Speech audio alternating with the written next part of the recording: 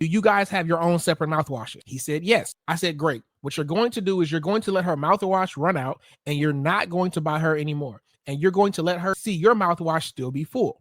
And at this point, she's probably going to ask to use some of your mouthwash, and then you're going to tell her no. And then she's going to get fussy, and you're going to say, oh, poor baby, kiss her on the forehead, give her a hug, and walk away. And you're going to tell her, don't touch my shit, go get your own. This is going to properly disappoint her.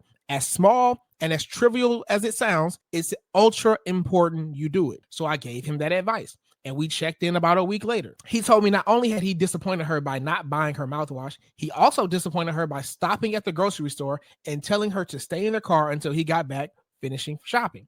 She was upset about this because she didn't want to sit in the car. She wanted to be dropped off at home. To which, again, he followed my advice. He kissed her on the forehead and said, oh, poor baby. And then he parked the car and walked into the store. He said all of a sudden she started orbiting around me and in the living room as I'm doing my work. She never used to want to be close to me, but all of a sudden now she's lounging around and she's in my space as I'm trying to be productive and get things done.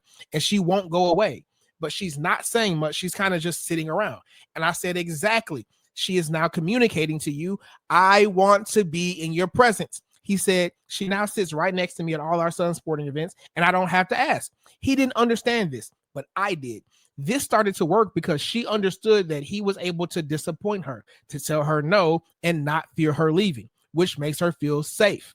If you're an engineer, an executive, or an entrepreneur, and you're on the verge of divorce, or you're just tired of dealing with bad behavior from your wife, or hell, you're just tired of being in what feels like a sexless relationship, and you want to turn it around, you want to get her jumping out her drawers the same way she did during the honeymoon phase, then follow me on my channel for more content like this so I can show you how. Ain't that right, babe?